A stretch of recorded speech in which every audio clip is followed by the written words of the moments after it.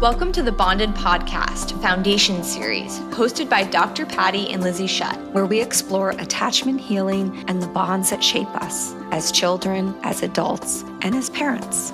We talk about the joy, the complexity, and the challenges that come with forming deep human connection. From before conception through early childhood and far beyond. Whether you're expecting, adopting, navigating loss, or supporting someone you love, or simply wanting to better understand yourself and the ways your early experiences still impact you today, these conversations are for you. The podcast isn't just about raising secure children. It's about healing ourselves, breaking generational cycles, and creating relationships rooted in safety, trust, and authenticity. You'll hear from experts and parents alike on topics like fertility and perinatal loss, adoption, returning to work, temperaments, identity shifts, and the emotional realities that often go unspoken. So settle in, take a breath, and know that wherever you are on this journey, you're not alone. You are not alone. Today on Bonded, I'm really honored to welcome Dr. Celina Moore. Dr. Moore is a board-certified pediatrician with over 20 years of experience caring for children from infancy through adolescence. And what really stands out most about her work is her deep care she brings not only to her patients, the kids, but also to the families, the parents, the people, the caregivers surrounding them. Her approach to pediatrics is so refreshing and grounded in prevention, compassion, relationship, and creating a space where parents also feel supported, informed, and truly seen. She also has a nonprofit dedicated to healthcare outreach in rural Ghana. This work really reflects her commitment to caring for the next generation on a global level, and also, as you'll hear at the end of the episode, is a big cycle completion for her since she was 5. She had this dream. So I'm so grateful to have her here today to share her wisdom with the families, parents, and with the community of the Bonded Podcast. So welcome to the Bonded Podcast, Dr. Celina Moore. We're so excited to have you. Thank you. This is awesome. I'm really excited to be here. Yeah, especially after learning, you do have a unique practice. So I'm super excited. I feel like you can really bring some wisdom onto our podcast and to our listeners, and hopefully even answer some of our curious questions. Absolutely. If you could share what really drew you to pediatrics and what your practice might look like nowadays. Oh, I guess it depends on how far back you want to go. But I've always wanted to go into pediatrics. Both of my parents were teachers. And I really didn't know why, at the age of 5, that's what I wanted to do with my life. I was very determined about it. And I had my plan B, right? So my grandmother had asked me in kindergarten, like, what do you want to be when you grow up? And I said, I either want to be a pediatrician in West Africa, because I even had a location, or a waitress. So I had my two career paths, which really is a life of service, poor pay, and bunions. But I ended up waiting tables, of course, as does everybody at some point in their life, which gives you a lot of people skills and wanting to help people out. And what I love about pediatrics, and what, has always drawn me to it, is the idea that this is a relationship, right? I don't just walk in, look at one particular body organ, and then walk out, and then that's the end, right? It's watching families grow and being there as a point of help and guidance to families, having, kids look up to you and trust you and want to be you when they grow up. So, and then you add what I love about medicine, which is healing and figuring things out and being a little bit like a detective, so that, stimulates my brain as well. And then there's always changing. There's always some new development. There's always something new and exciting, cutting edge is happening. So I have all those aspects of my personality that get to be fulfilled. Ah, I love it. Yeah, and I hear you shared with us really how your practice has shifted over the years. Maybe initially a pretty standard kind of pediatric practice, and now it's moved into something different. Hoping you could just share that with the listeners as well. Of course. So I started after residency. I moved to another city for a full year, expecting fully to be living in Boston, but ended up coming back down to South Florida where I did my residency pretty soon afterwards. And I started a traditional pediatric practice. And it was wonderful. I was, the new kid in town, and I had so much energy and so much to give. And I started, practicing the way I've always wanted to practice, which is taking a lot of time, being able to thoroughly explain everything, and making sure that when I left the room that there were no questions left unanswered. And the way that the practice was run was not conducive to how I wanted to practice. It was every 5 minutes you had to see a new patient. This is in the days before electronic medical records, and so we had paper charts and a paper list of who's coming in. So I would put in, if my old boss is watching this right now, I used to put in fake names of people so I can take a breath and not have to be late every single time. I don't like making people wait. I don't like to wait. I don't like that frustration that happens when you have an appointment and you can't, be there on time. So, that's also part of, who I am. And after a couple of years of this and seeing that how I wanted to practice wasn't being fit into that model, I thought, hey, I can do this myself. So I left with a couple of colleagues at old practice, and the three of us went out with, and we all had different strengths, and we complemented each other beautifully, and we formed this practice, and it was amazing. We had a no wait period for children who are neurodivergent. We knew who was on the other end of the line, so if Mrs. Smith needed half an hour, we gave her half an hour. If Mrs. Jones was like, I just want a yes or no and just let me out, we scheduled her for that. If, Mrs. Klein was always an hour late, we would put her in for the wrong time in the schedule and tell her a different time so she would show up on time in our head. So we were able to play around with everything so that we could have a very smoothly run practice.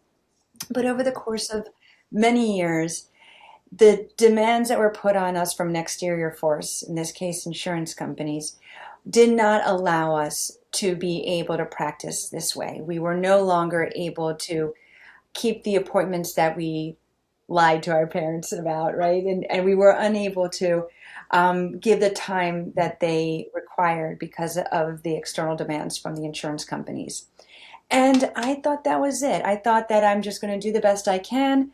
I would schedule my kids who needed more needs and more care to be my last patient of the day so then I can take an hour if I needed to. I spent a lot of time on the phone, a lot of time going back to a conversation we had a couple of hours ago, just so my families knew what to expect, right? And this is when to worry, this is when not to worry. I like to arm my parents with all the information that they need. And I thought that's just the way it's going to be. And I ended up getting recruited out of my own practice by a startup company that offered me this amazing opportunity, which I took. And it was very hard to leave the practice. It was really, really hard to write that email to my parents and tell them I'm sorry that I'm leaving you. I mean, I'm getting choked up just thinking about it. It was really hard. But I knew that that's what I needed professionally. So I made that jump, and it was amazing and it was great. And from that experience, then I was able to cultivate what I've always wanted to do as a pediatrician. So right now, my practice is very personalized, very boutique. I have a physical office, but I also do a lot of home visits. I just remember as a new mother, just having had a baby, and it's messy and I'm tired and there's milk and there's poop and there's just like so much going on. And then you have an appointment and then you have to get to the appointment and then the baby poops again and then you start crying. It was like so much effort to get out of the house that I decided at the very beginning of, cultivating this practice. I'm like, I'm going to do a house calls to newborns. I mean, there's no reason why this mother has to leave home, right? And so that's how I started. And then I said, and the 2 week visit and the 4 week visit. And you know what? Let's just keep going, right? And then I said, wait, I don't want to take the toddler out of their home because they want to play with their toys. And I can see a lot of development and everything with them being in their own environment. And so is a child screaming in my little white room for the past half an hour because they're overstimulated and bored and hungry and tired?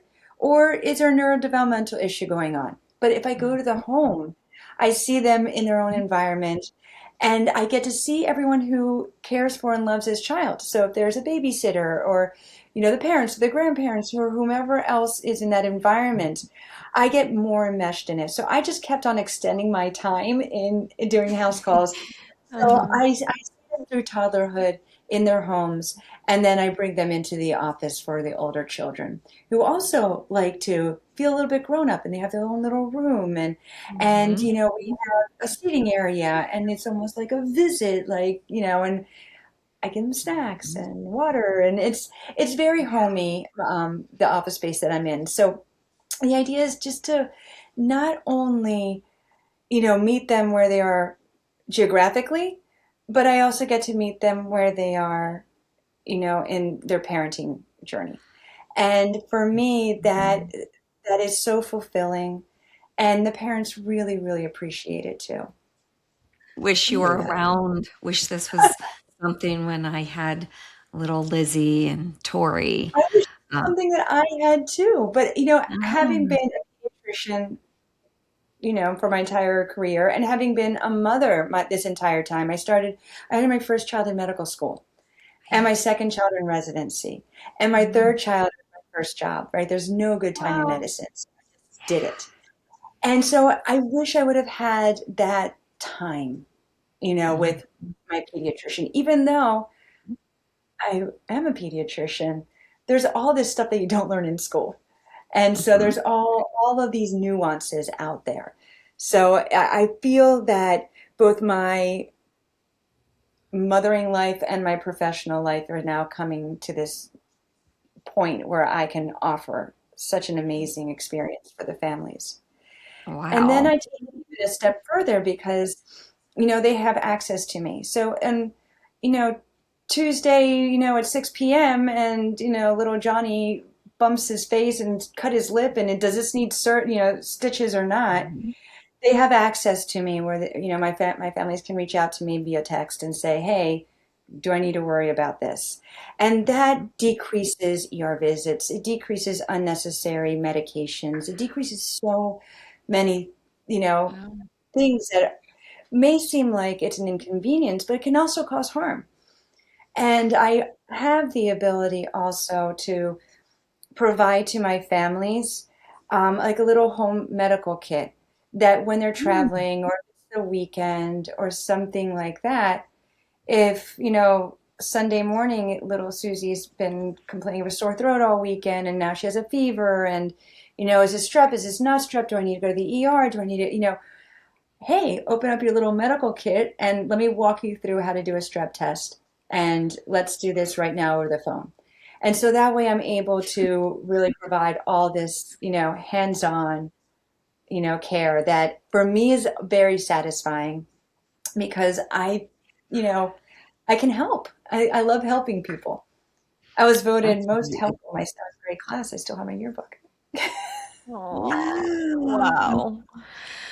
Pretty Wow. is it? Yeah, there's so much there. Just the fact Yeah. that, you from the start really wanted to have that time and how, yeah, often people will get upset or clients, patients will get Mhm. upset that they don't get enough time, but it's not Mhm. always the doctor's fault, more of the system kind of thing. Yeah. And how you really get to now see that other information going into the environment, that is huge. Yeah. And yeah, a topic that we're really excited to dive into with attachment and that early childhood infancy caregiver bond. Yeah, because we, of course, our podcast is called the Bonded Podcast. So, super interested in, you're like the first person really that is going to see the mother child bond. You know, you're going to see how the baby's doing, how the mother's doing. Is there Exactly. any postpartum depression?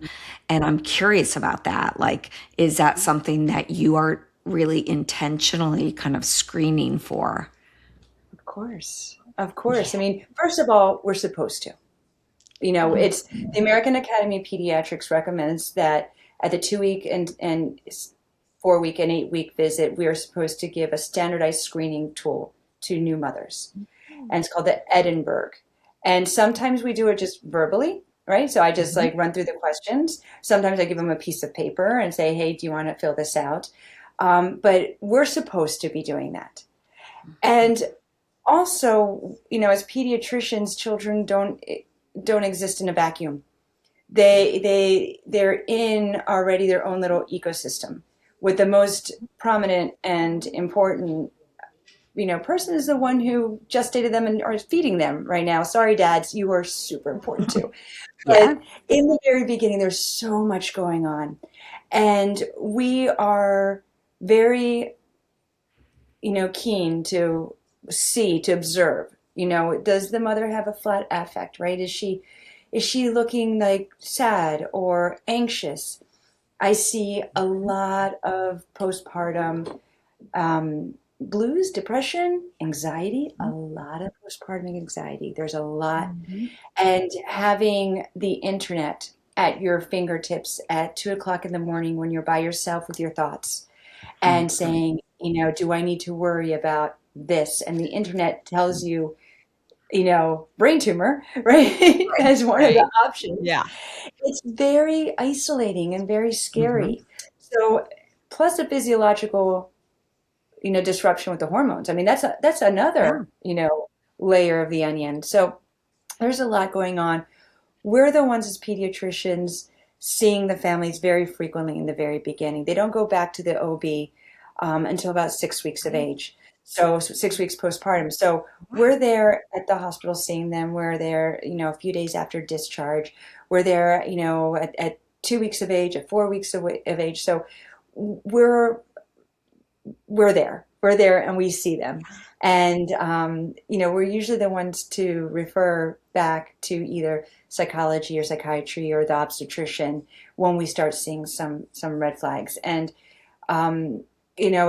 it's nothing to be ashamed of. I went through that with my first pregnancy, and it was, I didn't know, nobody told me that it's not normal to be crying when you're happy because your baby is making you sad, but you're also happy. And there's a lot of conflicting, emotions. And then if you have anybody who's suffering from anxiety, it's, there's a lot going on in your head before you verbalize something.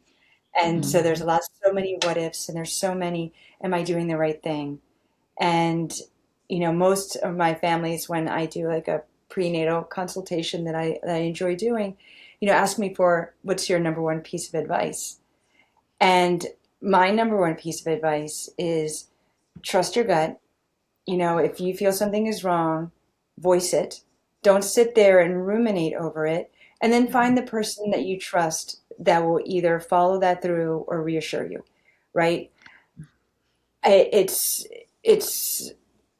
I cannot imagine being a new mother right now with all this information and no real discernment on how to process that information.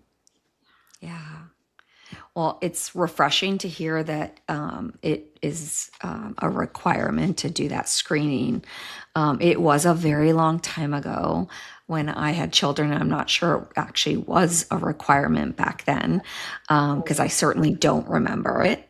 And I can only imagine that many people are, really being kind of rushed through that first visit. their stress, the baby's stress, because they're schlepping the baby in. And so even that might not afford the kind of time that you're able to offer, your new moms. Something I can't believe. I mean, I guess intuitively I knew this. I am an attachment therapist. I don't see kids, but I see adults with attachment trauma, early childhood complex trauma. And so one of the things that I'm still fascinated to learn about and to share as many times as I can is really just about the developing child and how children are born after hopefully 9 months of gestation, but how they're not, of course, we know they're not fully formed.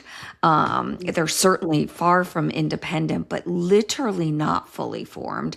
That in fact, they're really, and I know this from a psychological standpoint, but knowing this really from a biological, that babies really, really depend upon the mother for co-regulation.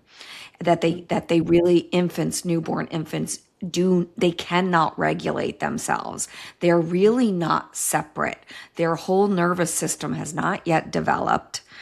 And that this is the case because of the way, obviously, we have children, right? They're born through the birth canal, and a fully formed, developed human would be far too big to pass through the birth canal.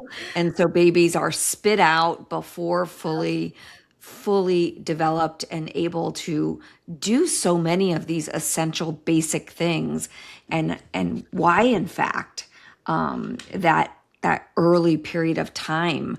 And you can only imagine, I mean, again, I was a working mom, and I feel absolutely blessed that I had opportunities to be able to stay home with my kids at the beginning and then work part-time in my career. I'm so blessed.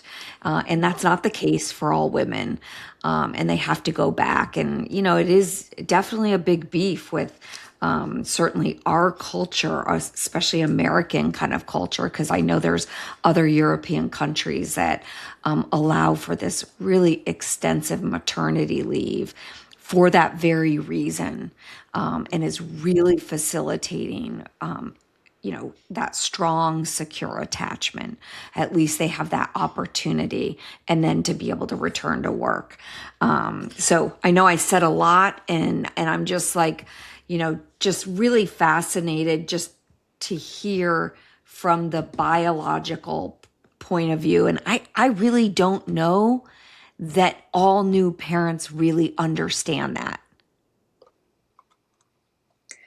No, they don't. They don't. And I think this is one of, let's see how I'm going to put this.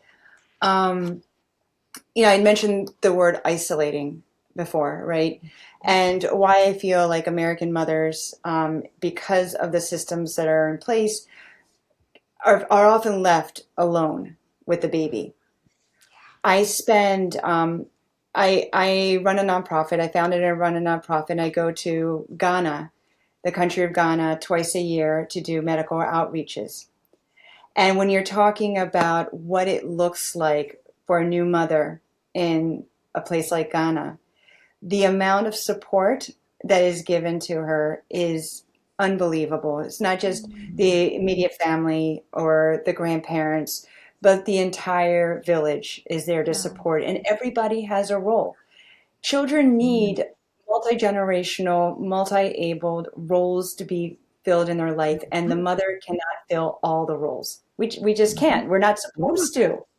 Yeah. And so, we have here we have the mother and the father, and then sometimes maybe a babysitter, and so it's very partitioned that way. But if you have a more extended approach, whether this is in rural Africa where I go to, or maybe a city in Europe, or definitely in East Asia, where you have multi generations and everybody has what they bring to this child. You have the Yeah. person who roughhouses with them. You have the person who sings to them. You have the person who cleans their bodies and nourishes their stomachs, right? But then you have the one who takes them on long walks and tells them stories. You have Mhm. all of those people that are there in their own way showing up. And unfortunately, as moms in America, we try, we really do try, but then we feel like we're failures because if we can't do it. Yeah. Gosh, I just had visions of my niece who has two little ones. And, she's often on this podcast in my stories because she's one of my most recent little baby, really like going through this right now.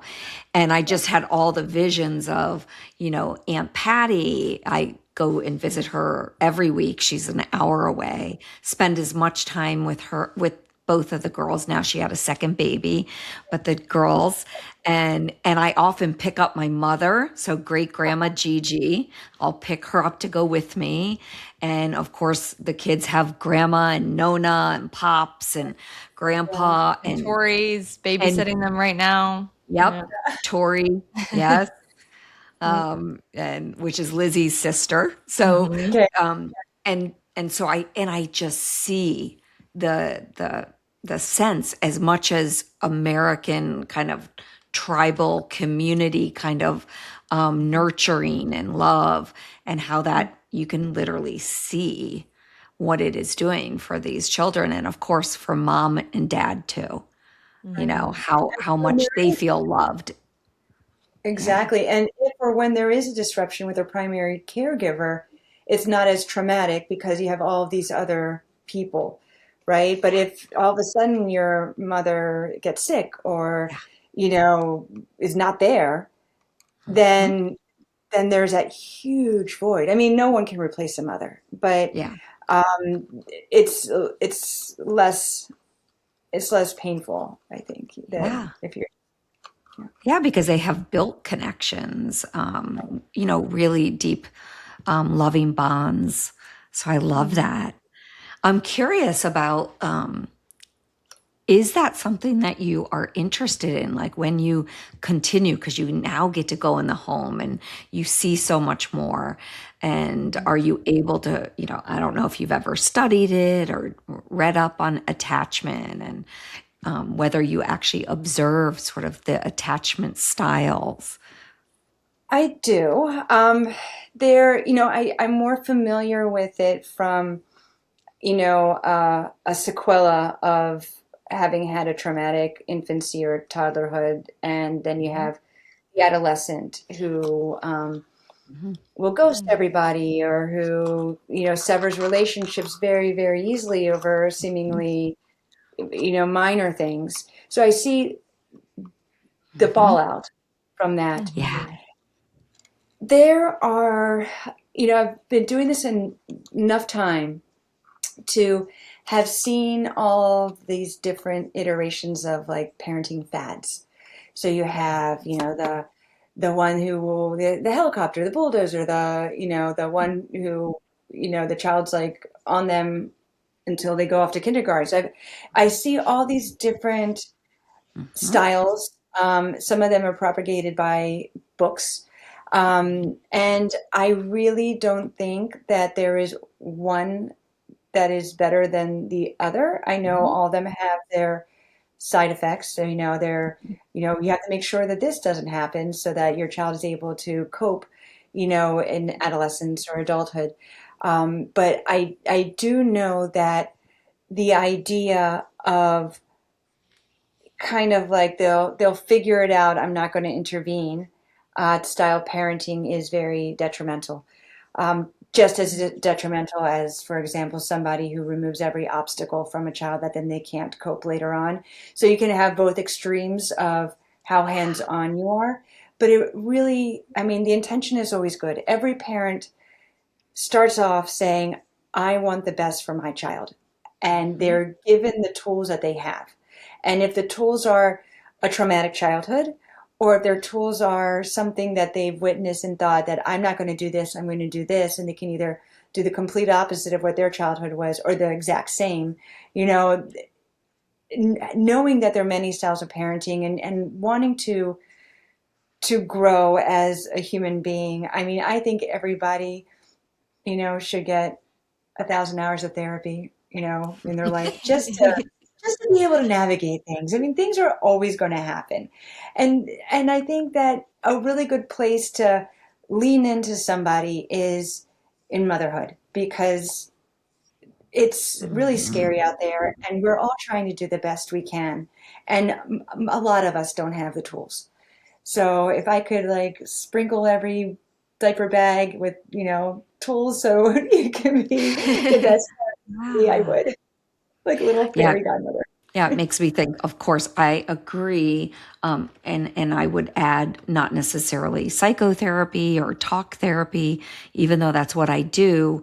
I think there's so many modalities that offer this ability to not just help the mom as she's navigating life with a new child or multiple children, but of course, even for the children, where there's opportunity to learn and develop social emotional skills that I mean, if they're fortunate enough, like you said, when you're brought up in a tribe and they're witnessing, many generations and many loving people interacting with one another, that's really a social sort of ecosystem that's already lending itself to so much learning versus a more isolated one, right? So I think that that's really, and we see that, kids might go to school very young, and yes, there is there's obviously socialization there, but there's often just a real focus on learning, on academic learning, versus really that what's developmentally appropriate for little And all of biddles. that, right, all that is play. I know. All Yeah. of it is play. And play has been stripped from these children. And especially Yeah. I think of like, I'm going to say this, but it's going to sound crazy, but like unsupervised play. Let them figure it Yeah. out. Don't poke Yeah. your eye out. Don't, climb to the top of the Mhm. refrigerator and pretend you're Yeah. Superman. But Back letting off. children have conflict and then be able to resolve conflict. Let them get Mm. dirty. Let them, what did oh gosh, now I'm like, okay, you're gonna have to edit this out. But what do the kids say right now? I think they touch grass. Let them touch Mhm. grass, right? Let them just Yes. be outside and exploring. And my sister and I, when we were little, we grew up on the street where there was like one other family with children, but really there weren't any kids. And my sister and I would spend a lot of time reconstructing our neighborhood into like like a little false village. And we'd say this Oh, driveway is the school, and this driveway is the supermarket, and this driveway is, the playground. And we had named all these places in our neighborhood. It was like our own little magical place that was really the street that we grew up on. And, some yeah. of our neighbors knew that they wouldn't mind if we played in their backyards. And so we had whole worlds in their backyards. And Ooh, now, there are fences and walls and hedges and don't go yeah. this, don't do that, and I will track you. And we lose a little bit of we lose a lot. We lose a lot of Yeah. connection by restricting play.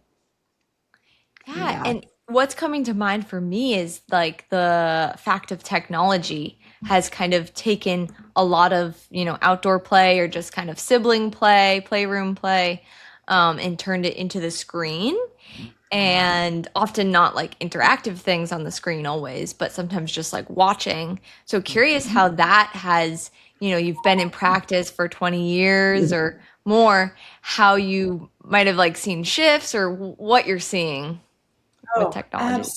absolutely. And this is a big topic in my mind. There's a lot going on in here about this Yeah. big problem because it is a big problem. And we are taking away children's imagination, and we're taking away creativity, and we're taking Mhm. away, um, you know, even though society puts a lot of, gender norms onto what boys should play and how girls should play, developmentally they do play differently. Mhm. And boys are the ones who, normally would have been generations before climbing trees and having sword fights and building forts and creating all this stuff. And the girls would be playing more in a nurturing environment, right? They're playing with dolls, or they're feeding, they're doing all these different, more nurturing type roles. And, without getting into how much society is pouring into this and how much, it's already innate, we're taking away that rough and tumble that boys need. And then Right. they don't have that ability to play with other kids because now they're too rough. Why don't you sit down with this tablet and, stop screaming or stop running or don't poke your brother or whatever, where this is where they learn. I mean, you look at every animal in the wild and they're rolling down hills and they're biting each other and they're wrestling, and our animals in our wild are sitting in front of a screen. Yeah, it's really sad. It makes me And I really do, sad. yeah, it even makes me think because Lizzie and I talk a lot about um, attachment in terms of truly like this developmental, either healthy development, right? Or these really losses in a child's development, and how the environment, when you were talking about like playing outside, because I literally grew up outside, and my kids, they never watch TV. Maybe at night when it was dark, but never during the day. They were always outside. And how that type of play allows a child to literally begin to feel safe in the world. Okay. Correct. Their Hmm. connection with the outer world, and how important that is, that it extends from their little four walls, and how much really I see in my practice is, the development of so much anxiety and depression, that besides just the being on gaming and the screen, this over sort of like isolating or lack of play, which Hmm. is even at school, like you said. It's not just, at home, maybe where they're restricted for some reason. Maybe it's dangerous, like parents have, for sometimes good reason, if they had trauma themselves, right? Hmm. Where there's that Right. overprotection, where the world is dangerous. So I need to Yeah. keep my kids inside. Um, and, you know, that's unfortunate. I mean, it's one of the things, maybe Lizzie, you did this in grad school. I feel like I didn't you do that activity where you guys, your whole class, were like, okay, how many of you, you know, Yeah. um, I don't know. Can you describe it? But it really pointed out this sense of like when somebody has access to the ability to be outside and play. Yeah, the privilege that Oh, yeah. nature is a privilege in a lot of ways in our modern world. The most beautiful beaches and the parks, the homes are more expensive around. And a lot of the lower income areas, aren't as cleanly, or there might not be as many trees or plants or access to green spaces. And so it's a privilege walk. And there's a series of questions that the teacher asked that kind of you would take a step forward if you had access to this thing. And by the end of, a series of 10 questions or so, you could see the gap between, I was in a very privileged place versus many classmates only might have taken a step. And then there's also the taking a step back types of questions. So people that were even behind the starting line. So that was just, yeah, so eye opening for me because I think of nature as free. But no, it is not free. So, Yeah.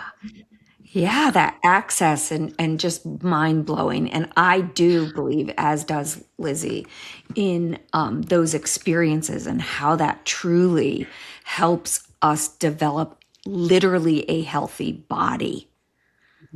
Like all the things we're talking about really lead to healthy development, which translates into healthier Yeah. medical outcomes, right? more healthy kids. There you go. That's her website, her business. No Yeah. way. Yeah. I love Practice it. more kids. Isn't that funny? That is great. When I come across, I'm like, this is great. This is perfect. Yeah. Hmm. Wow. Yeah. I don't know. That just came to mind and it was so powerful. And I feel like it's connected because there's the bonding of the child Mhm. with mother, parents, family, siblings, and then it's the outer world, right? How they come to then be able to connect and feel safe outside of that. That's another developmental kind of milestone or experience that children either are blessed to have or not. Right. Hmm. And screens take Mm, all of that away. yeah, yeah.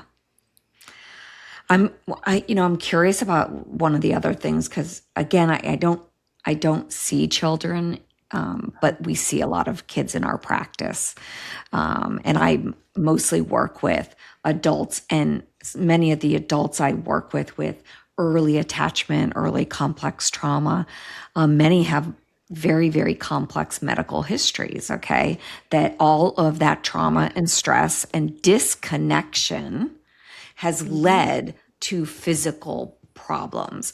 And so we look back at those early and you see it. I mean, you're the pediatrician. They bring their children to you, and they have all these ailments.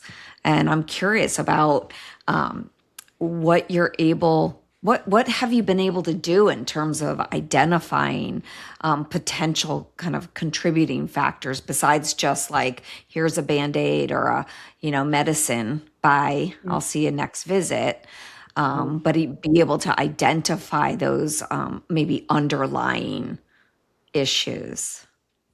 So sometimes it takes a while, right, to see how things play out. To see, you can't diagnose somebody with a developmental delay until they're supposed to hit that milestone, right? And then it's Mhm, delayed. So sometimes it takes a while for things to, show themselves. mhm, Um, when I was a resident at Children's in Miami, and I was in the psychiatric ward, they had an inpatient psychiatric ward for really sick children, right? Because unfortunately, there's not much inpatient space for kids who are suffering from psychiatric disorders. And so the ones who were there and their precious few beds were very sick. And their intake forms were very interesting because I would read these intake forms with developmental history. And for medical history, the first and one of the, I think they made it three questions. And the first one was your baby colicky? And I go, what a weird question to put there. And then, like the other question, has you ever been hospitalized? Has you ever been surgery? Right. But the mhm, one specific question was your baby colicky? And mhm. then, it's stuck in my head. And then I go off into the real world. And now I'm the person people are asking me about the colic in their baby and me going, oh my gosh, they're going to have schizophrenia by the time they're 10. And I was like really panicked about it. And then I realized, of course, if is the crying that presents itself as a diagnosis of colic because the child's not able to regulate, and that's the only language they have is to cry, and the only thing they can do with their body is either scrunch up in a ball or be really, really stiff, right? The problem is not that the colic is causing these major psychiatric illnesses in children. The problem is that it looks like colic. It looks like reflux. It looks like something else. And until you really go through the time and the energy to make sure it's not something that's truly medical, right? That the baby's not having acid coming all the way up and burning their esophagus and they're in so much pain that they scream all the time, or that the milk that they're drinking is hurting their little bodies so much that all they could do is just hunch over and scream all the time. If it's Mhm. not something that's physically causing them, then it's their brain saying something isn't right. But the language is still the same. You still hear the same cry, and it's very Yeah. hard to tell. And And can it so, be both? well, Like, yes. I mean, we do know that there is a trauma, or I'm going to use the word trauma because it could be also other psychological things, trauma, mhm, autoimmune, trauma, chronic disease link. And in very young children and adolescents, it might look like something, but then it'll be a series of, illnesses or vague symptoms that you're trying to find out why you're having these symptoms that can fall into many different diagnoses buckets. mhm. And, the mind is so powerful. The mind is so powerful it can make your body sick. I mean, take a Yeah. panic attack, for example. The typical thing that someone who suffered a panic attack says is, I thought I was going to die because my heart's jumping on my chest. I can't breathe. I mean, I can't stop sweating. I'm having a heart attack because the body's actually, reacting that way because of something that your mind is doing.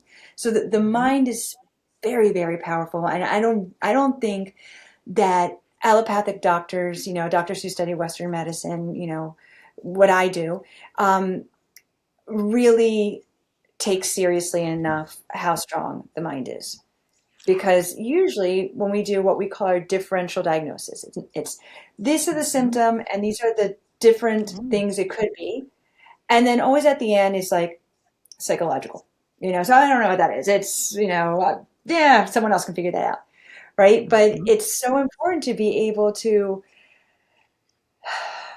see the patient, see the child, and say, I see that there's something going on. I don't know if I can help you this very moment, but I'm not going to let this go. We're going to figure this out, however long it takes. I know that this is not reflux or colic or whatever, but we're going to figure this out.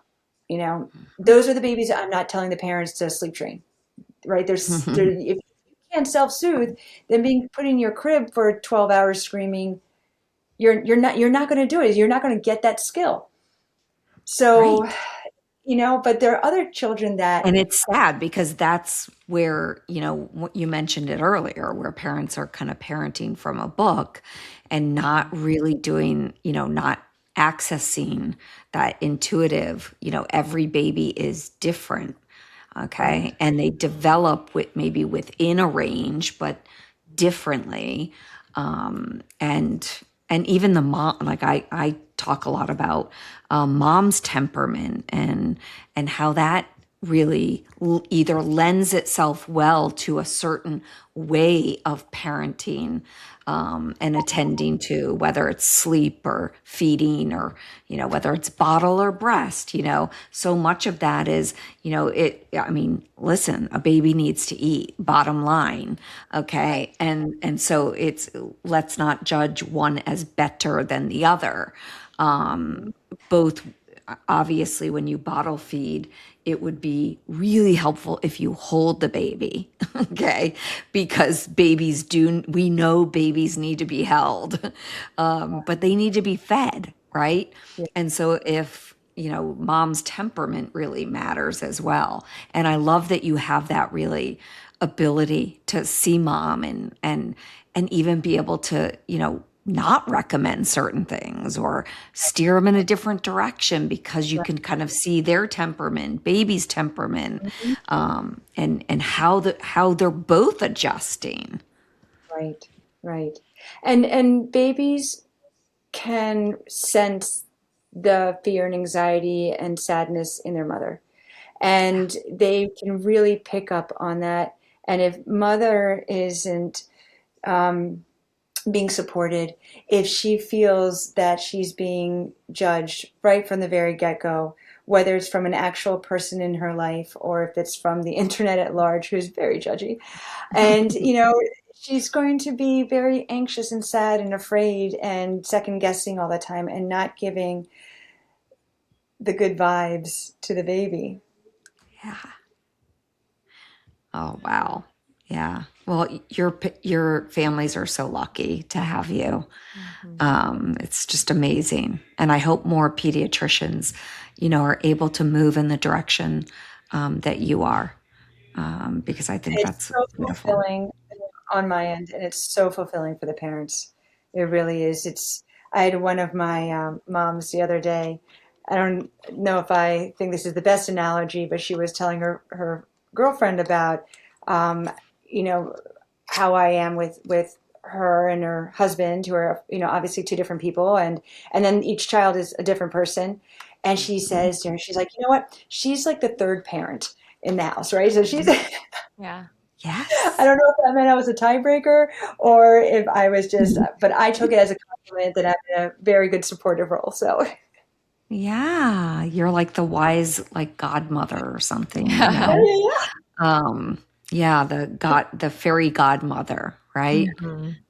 I love that. Teach you it all. Beautiful. And so you got to be a waitress, a pediatrician, and fulfill, this other childhood dream too. So I'd love for you to kind of close out and share a little bit about your nonprofit. I believe you started, or Yes, yeah. Yeah. yes.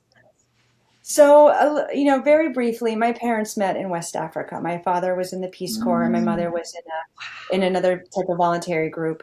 And they met there, and that's where their love story began. And as a young child, all my, the stories and the art in the house and the things that were around me were all West African. And so there was a brief point in time when I was maybe 3 or 4 that I thought I might have been West African, but that was corrected. Someone told me, no, you're not. But it came from a very early age that all these comforting childhood memories that I had of my dad telling me stories about his years in Niger, and my mother saying, "Oh, let's show them the dance that we used to do with the song that they would sing," and the books that we had were, African art, and I grew up in Baltimore with a mother from Spain and my father who did not grow up, who is American but did not grow up much in the United States. And they met in Africa. It was just a very big world out there. And I knew that when I was going to be a doctor, when I was going to be a pediatrician, I would go back to where they met and I would take care of Mm. the children. And my entire life, that's what I'm going to do. I mean, it was never really a question. It was just like, how do I do this? So in college, I very little guidance. My parents again were teachers. They weren't in the medical industry field. They didn't really know any doctors other than my pediatrician, who I don't know, gave me lollipops. I don't remember having much of a connection with that person. I don't know, but I didn't have much guidance. So I told myself, self, if you're going to join Médecins Sans Frontières, Doctors Without Borders, and go to Francophone Africa, you're going to have to learn French. So I majored in college in French literature, and not easy to get into medical school that way. So it took me, I had to take a year. I actually started medical school in Spain, and did a year there, and then I kept moving on, and I decided that I'm now one step closer. Now I'm a pediatrician. Now I'm a doctor. Now I'm a pediatrician. Now I can do this thing that I said I was going to do when I was 5. And then life happened, and I had a family, and I had a career, and I'm like, okay, I'll do this a little bit later and a little bit later. But it was still a driving force to me, right? I still I'm going to get this done. Mhm. And maybe about 8 or 9 years ago or so, I had been teaching at the local medical school. I teach in the pediatrics. I do pediatrics in the community, and now I do more didactic work since I don't have the volume to have a student with me all the time. And I was talking to one of the students that was with me, and I was telling them, this is, what I want to do. And they said, oh, well, there's a student-led group at the university level that, is going to be going to Uganda. I'm like, cool, I'm going. So I went and reached out to them, and that trip fell through, and then another trip to Kenya fell through, and then another trip fell through. And then in 2018, finally we're like, okay, let's go. And the country that they had chosen was Ghana. And I went as a faculty preceptor. My husband, who's not in the medical field, came along as well. He's like, I'm going on this trip. And we went and we did this medical outreach through a third party, like volunteerism type of company. Mm. And I was like, it was one of those experiences that I get off the plane. I've never been to sub-Saharan Africa. All I have is my childhood imagination of like, what my parents went through and how they lived and all the stories. And I get there and I'm like, take a big, deep, dusty breath in and I'm like, I'm home, which is the Mm. weirdest thing to say when you've never been to a place and that culture is not yours and those people don't look like you and you don't speak the language. And I'm like, I'm here. I'm ready to go. And I had this amazing experience. And I said, I'll be back. And I kept in touch with my translator. And we, with him and my husband and another Ghanaian gentleman, we decided that we were going to build a school. And we did. We built a school. And Wow. then we built another school. And I'm like, wow, this Awesome. is amazing. And we would go back and we were made honorary chiefs of the village where we built the only actual building in the village is the school that we built. And I'm thinking, why am I, I'm going to do this myself. Like I could do this better, right? So we decided to incorporate ourselves. So we became a nonprofit both in the United States and in Ghana. And we go every 6 months. And now it's gotten to we keep refining how we're doing because at first we go to all these different areas. We're building schools. We're going to different states or provinces and different towns and then I said, listen, I'm just throwing band-aids on everybody. Like I see a kid for anemia and I'm like, goodbye, right? And I see a kid with malaria and I'm like, okay, here's your malaria medicine, goodbye. And for me as a pediatrician who my whole life is built around relationships, that I can't just like go and heal and leave.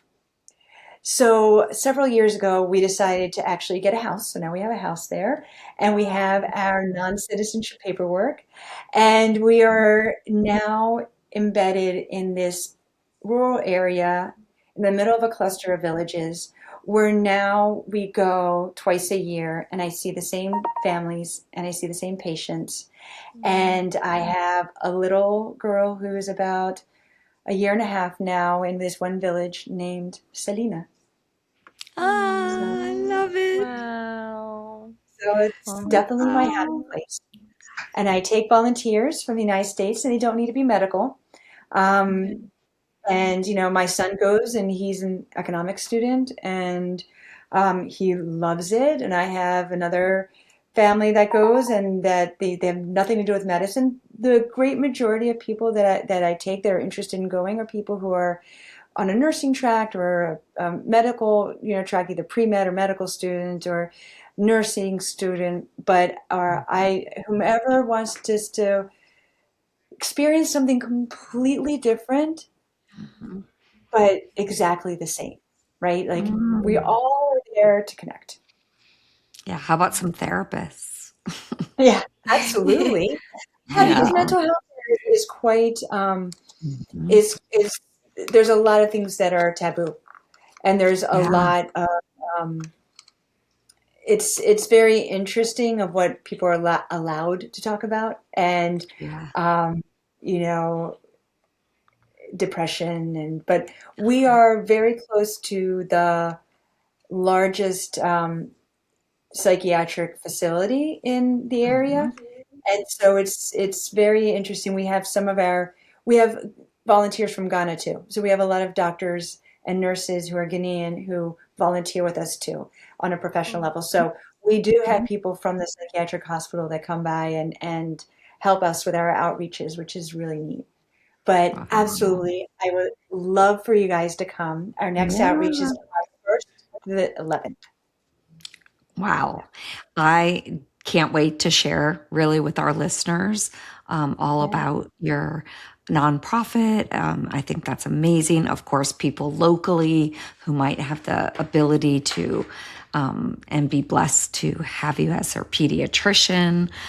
Certainly, you'll probably receive a few calls like that. I, Absolutely. yeah. And of course, Lizzie and I have all kinds of little projects. And I feel like already, the little women's circle, Lizzie, like I feel like, ooh, we're going to want to stay connected. Yeah. Okay. Definitely. Yeah. I would love that. I would love that. Yay. All right. Well, thank you again so much. I feel like I learned a lot and Mhm. just really loved and enjoyed connecting with you. Isn't it what it's all about? It is. Yep. Connection is the cure. Yeah. Mhm. Thank you Thank you so for having much. me for this conversation. Thank you for tuning in to this week's episode. If it spoke to you, it'll probably speak to someone you love too. Share it with a friend and leave us a 5-star review to help spread the message it's never too late to heal.